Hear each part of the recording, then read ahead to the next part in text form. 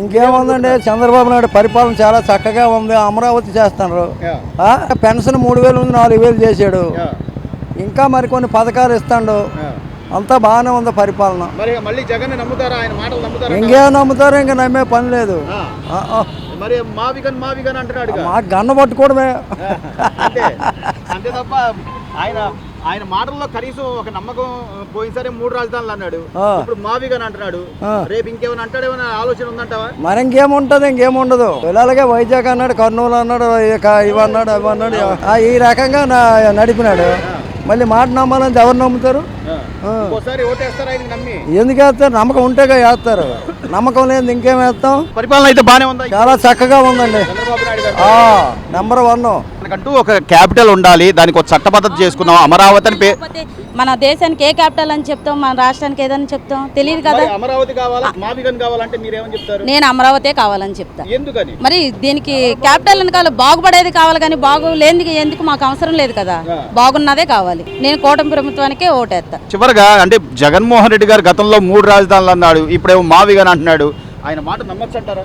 నమ్మవసరంలా. మాకైతే నమ్మకం లేదు. ఒకళ్ళు కూడా నాకైతే తెలియదు, నాకైతే లేదు. లేదు లేదండి, లేదండి. నేనైతే ఆలోచించిన జనం గురించి అయితే నాకు తెలియదు. మావిగన్ కాదు కదా, రాజశేఖర రెడ్డి గారి తల వెంట్రుకల పాసి కూడా ఆయన చేయలే. రాజశేఖర రెడ్డి గారు సూపర్గా చేశాడు. ఆ తండ్రికి కొడుక్కి వ్యత్యాసం చాలా ఉంది. ఆయన్ని చూసే ఓట్లు వేసారు. ఈయనకి జగన్ గారు ఎవరో తెలియదు. ఆయన బెంగళూరులో కాపురం చేశాడు, అమెరికాలో చదువుకున్నాడు ఎక్కడో. ఇవన్నీ ఎవడు ఏమీ చేయరు. జగన్మోహన్ రెడ్డికి అసలు ఓట్లు వేయరు ఎవరు. ఎన్ని రకాల నానా ఇబ్బందులు పెట్టాడంటే, ఆ రాజధాని అన్నాడు, ఆడు బూడిది అన్నాడు, భూషానం అన్నాడు. ఆడు పెట్టిందని నువ్వు బాగు చేయాలి కానీ నువ్వు చెడదొప్పిది ఎవడేస్తాడు నీకు? నువ్వెవడు అసలు? రాజశేఖర రెడ్డి గారు ఎట్ట చేశాడు నీకు ఆ మాత్రం కూడా తెలీదా? చుట్టూ చేరిన వాళ్ళంతా శనేశ్వరులు అందరూ, వాళ్ళంతా నాశనం చేసి పారేశారు. వీడిని నాశనం చేశారు. ఉన్న ఆస్తిని జాగ్రత్త చేసుకోమనండి. ఇంట్లో బొబ్బుని హాయిగా ఉన్నవి తిని హాయిగా ఆరోగ్యంగా ఉండమనండి. గతంలో 3 రాజధానులు అన్నాడు, అప్పుడు ఓట్లు వేయించుకొని నేను ఇక్కడ ఇల్లు కట్టుకున్నా ఇక్కడే ఉంటా అని చెప్పి వచ్చాక 3 రాజధానులు అన్నాడు. ఇప్పుడు మావిగన్ మచిలీపట్నం, విజయవాడ, గుంటూరు అంటాడు. అసలు ఏది ఏమైనా కానీ ఒక రాజధాని కాదు, అమరావతి కాదు, విజయవాడే కాదు, ఆంధ్రప్రదేశ్లోనే ఆయన వేస్ట్. అసలు కడపలో ఉండడం కూడా తడగా వెళ్ళిపోమని బెంగళూరు, కర్ణాటక వెళ్ళిపోయి ఆయన్ని అక్కడే బతకమని. ఇక్కడే ఎందుకంటే శుభ్రంగా ఆనందని హాయిగా బతకమను. రాజశేఖర రెడ్డి గారు చూసి ఈయన ఓట్లు వేశారు. జగన్ ఎవరికి తెలియదు.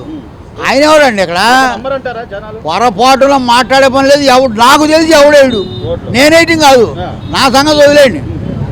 ఎవరు వేయరు ఆయన ఓట్లు. ఆంధ్రప్రదేశ్లో ఒక్క రోడ్డు గుంతలు లేకుండా చేశాడా? ఏమీ లేదు. ఇసుక ఉన్నాడు, ఆడు కమ్మారు అన్నాడు, అపార్ట్మెంట్లు అన్నాడు, నాశనం. ఒక కులాన్ని దృష్టిలో పెట్టి నాశనం చేశాడు. ఆయన కులపోళ్ళు బాగుపడ్డారా? అది లేదు. ఎవరిని బాగు చేశాడు? జనాలను ఉచితాలకు అలవాటు చేశాడు.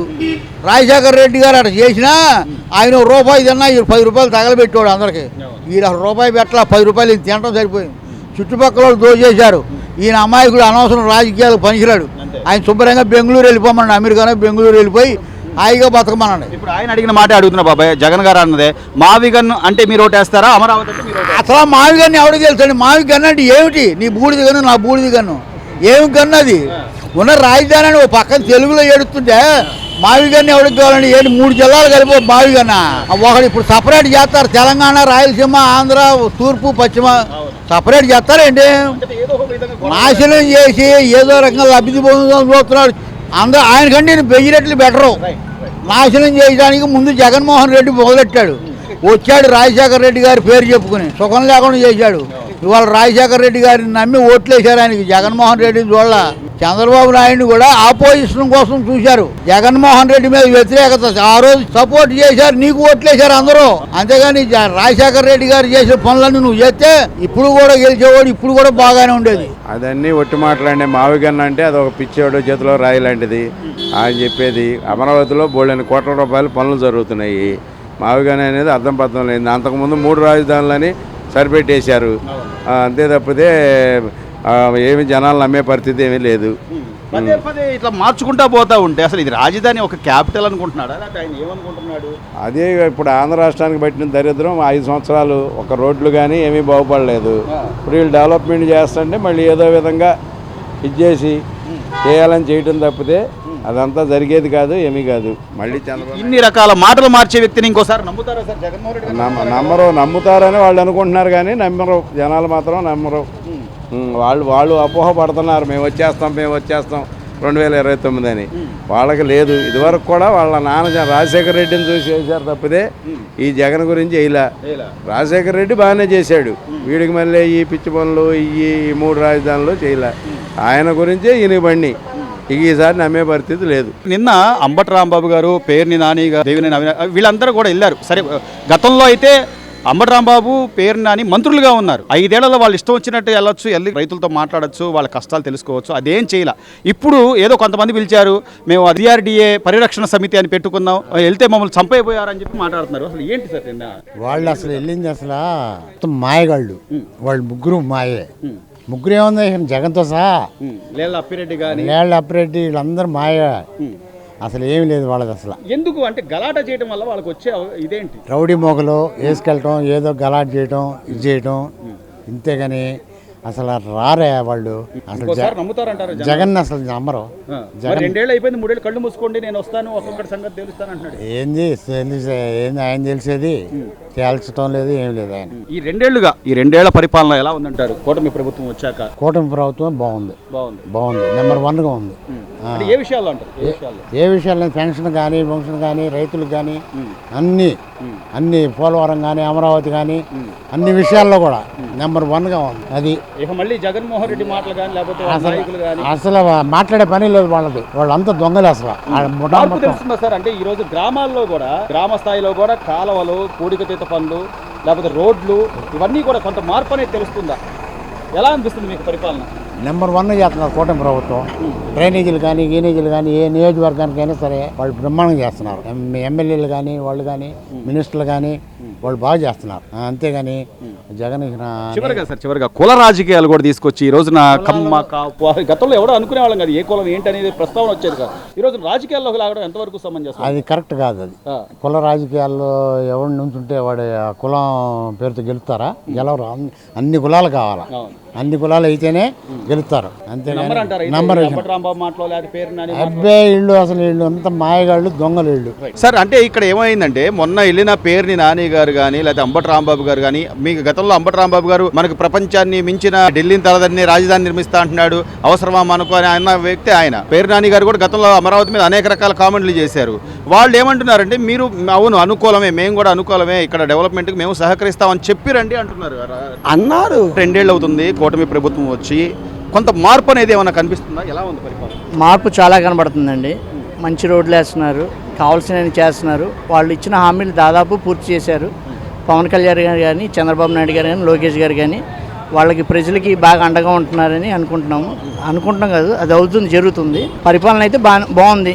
ఈరోజు సంక్షేమ పథకాల విషయంలో పెద్దలకి వృద్ధాప్య పెన్షన్లు 1వ తారీఖు వస్తే టంచన్గా వాళ్ళకి ఇవ్వడం, అలాగే పిల్లలు స్కూల్కి వెళ్తున్న పిల్లలు మీరు గమనిస్తే యూనిఫాములు, పుస్తకాలు ప్రతిదీ కూడా అంటే పారదర్శకంగా కనిపిస్తుంది సార్. అంతా పర్ఫెక్ట్గా కనబడుతుంది సార్. వాళ్ళు అన్నది చేసి చూపిస్తున్నారు, అది మన కళ్ళ ముందు కనబడుతుంది. అది ఒకళ్ళు చెప్తే చేసేది కాదు, వాళ్ళకి నచ్చి చేస్తుంది. ప్రజలకు ఏదో చేయాలని మంచి ఉద్దేశంతో వాళ్ళు ముందుకు వచ్చారు, బాగా చేస్తున్నారు. మరి ఏమీ లేదు, అంతా వెన్నుపోటు పొడిచారు, 2 ఏళ్ళు నమ్మించి మోసం చేశారని జగన్మోహన్ రెడ్డి గారు. అంటే టీవీలో కనబడాలంటే మరి ఏదో చెప్తేనే కదా కనబడేది, లేకపోతే మీరు ఎందుకు కవర్ చేస్తారు? అది అంతేగా. మొత్తం మీద చూస్తే, మొత్తం మీద ఒక పక్క డెవలప్మెంట్ చేసుకుంటూ ఇంకోవైపు సంక్షేమ పథకాలు ఇస్తూ ఇన్ని ఆర్థిక ఇబ్బందుల్లో కూడా కొంత ప్రయత్నం చేస్తున్నారు ఈ వయసులో చంద్రబాబు నాయుడు గారు. దాన్ని ఎక్కడికక్కడ అడ్డుపడాలనో లేకపోతే లాండ్ ఆర్డర్ డిస్టర్బ్ చేయాలనో, నిన్నగాక మొన్న కూడా అమరావతి రైతులని మేమేదో వాళ్ళు మమ్మల్ని పిలిచారు, మేము వెళ్తున్నాం, వాళ్ళకేదో మేము సాయం చేయబోతున్నాం అని కొంతమంది ఈ అంబటి రాంబాబు లాంటి వాళ్ళు కానీ, అదే పేరు నాని గారు, అంటే వాళ్ళ గుర్తింపు జనాలు మర్చిపోతారని వారు పదే జనాల్లోకి వస్తున్నారని నా అభిప్రాయం. లేకపోతే వాళ్ళకలేంది వీళ్ళకేంటి నాకు అర్థం కాదు. ఏ రైతన్న వచ్చి చెప్పాడా పోనీ ఏమండి మీరు రండి అని, పోనీ లైవ్లో ఎవరన్నా మీకు ఇంటర్వ్యూ ఇచ్చారా? మరి దాన్ని బట్టి మీరే అర్థం చేసుకోవాలి. ప్రజలు విజ్ఞప్తికే వదిలేస్తున్నాము. మార్పు మొదలైంది, ఇది ఇలాగే కంటిన్యూ అవ్వాలి, అందరూ బాగుండాలి, అమరావతి నిర్మాణం జరగాలి. జై చంద్రబాబు, జై లోకేష్, జై పవన్ కళ్యాణ్. మార్పు అయితే కనపడుతుంది అనమాట. ఎగ్జాక్ట్లీ అది మనకి ఎక్స్ప్రెస్ రోడ్స్ కానీ అన్ని విధాలుగా కూడా బాగుంది. ఎక్కడ కూడా ఏంటంటే పాజిటివ్ టాక్ వచ్చింది. చాలా యూనివర్సిటీస్ కూడా వచ్చినాయి కదండి. ఆల్మోస్ట్ వాళ్ళు చాలా యూనివర్సిటీస్ మనకి ఆపరేషన్లోకి వచ్చినాయి. మళ్ళీ ఇంకోటి కూడా కొత్త యూనివర్సిటీస్ రావడానికి కూడా మంచి ప్లాట్ఫామ్ పడుతుంది కాబట్టి ఆయన చెప్పిన దానికి వైస్ వర్సా నడుస్తుంది సార్. అది మాత్రం ఏకీభించేది అయితే కాదనమాట. అది మనకి కనబడుతుంది, ఎవ్రీథింగ్ ఈజీ కనబడుతుందండి. వర్క్ కానీ డెవలప్మెంట్ కానీ ఏదైనా కనబడుతుంది. చంద్రబాబు నాయుడు గారు ఏ సమస్య ఉన్నా లేకపోతే ఏదైనా నేరుగా రండి సంప్రదిస్తున్నారు, ఆయనే వెళ్ళి పెన్షన్లు కూడా ఇస్తున్నారు మీరు గమనిస్తే. సో ఇట్లా ఈ తరహా జనాల్లోకి వెళ్ళి మమేకమైన పరిస్థితి గత 5 ఏళ్లలో ఏ మంత్రి అయినా నాయకుడైనా. సార్ నేను ఒక చిన్న ఎగ్జాంపుల్ చెప్తాను సార్. నేను మార్నింగ్ మా పిల్లలకి టిఫిన్ చేయడానికి వెళ్ళాను సార్. 7:20కి ఒక ఆమె వచ్చింది, ఏమంటే పెన్షన్ ఇచ్చారా అంటే 5:30కే ఇచ్చారన్నారు అనమాట. ఇంకా అంతకంటే ఏం చేస్తారు సార్, మన శాలరీలే ఒక్కొక్కసారి ప్లస్ ఆర్ మైనస్గా పడుతుంది. పెన్షన్ 5:20కే ఇచ్చారనమాట. అది ఇంకా అసలు అది ఎక్సలెంట్ వర్క్ అనమాట. దాన్ని అయితే 100కి 100 మార్క్స్. పక్క సంక్షేమ పథకాలు ఇస్తూనే మరోవైపు డెవలప్మెంట్ అని వీళ్ళు వెళ్తుంటే సహకరించకపోగా ఎక్కడికక్కడ లాండ్ ఆర్డర్ డిస్టర్బ్ చేయాలి అనే వాళ్ళ ఆలోచన ఎంతవరకు సమంజసం? వాళ్ళు సెల్ఫ్ గోల్ చేసుకుంటున్నారు సార్. అది ఏదైనా సరే ఒకటి సార్, గుడ్ ఎప్పుడు గుడ్గానే ఉంటుంది, బ్యాడ్ ఎన్ని రోజులైనా బ్యాడ్ ఐడెంటిఫై అయిపోతూ ఉంటుంది అన్నమాట. దాని గురించి మనం అన్నిసార్లు ప్రస్తావించుకుంటే వాళ్ళు చేసింది కరెక్ట్ అని వాళ్ళకు ఒక మైండ్లో థాట్ రావడానికి మనమే ఇంజెక్ట్ చేసినట్టు అవుతుంది అనమాట. చివరి లాస్ట్ క్వశ్చన్ సార్, లోకేష్ గారు, నారా లోకేష్ గారు మంత్రిగా ఈ రోజున ఐటీ శాఖ కానీ విద్యాశాఖ మంత్రిగా కానీ మీరు స్కూల్కి వెళ్ళే పిల్లల్ని గమనిస్తున్నట్లయితే వాళ్ళ యూనిఫాములు పుస్తకాలు కొంత సార్ అసలు చిన్న ఆయన గురించి మనం చెప్పే స్థాయి కాదు సార్. ఆయన ఓడిపోయిన చాట గెలిచి ఏపీలోనే థర్డ్ మెజారిటీ చేశాడంటే నాటే జోక్ అండి. 400 కిలోమీటర్ల యుగలంలో ఎలా నడిచాడు అనేది అందరికీ తెలుసు. ఒక 1 అవర్ 1.5 అవర్ మనం బయట ఉంటే ఎలా ఉండేది, అలా ఒక 400 డేస్ బయట ఉన్నప్పుడు ఆయన ఎంత ప్రాబ్లం ఫేస్ అయ్యి ఉంటాడు అనేది అది అందరికీ తెలుసు సార్. అసలు ఆయన గురించి మాట్లాడే స్థాయి అయితే 30 నుంచి 50 ఇయర్స్ లోపు ఉన్న పర్సన్ ఎవరికీ కాదు సార్. అది నేనైతే అంటే అది నేను చెప్పను 100% సార్. సార్ అంటే మనం చెప్పకూడదు సార్, లేడీస్కి ప్రాబ్లమ్స్ ఉంటాయి కదా, 1 ఇయర్కి సరిపడా కిట్ ఇస్తున్నారు సార్. ఇంకా అంతకంటే ఏం చేస్తారు, ఇళ్లలోనే ఆ టైంలో కొంటున్నారు. వాళ్ళ స్కూల్లో పిల్లలకి 1 ఇయర్ సరిపడా కిట్ ఇస్తున్నప్పుడు ఇంకా మనం ఎలా చెప్తాం సార్. అది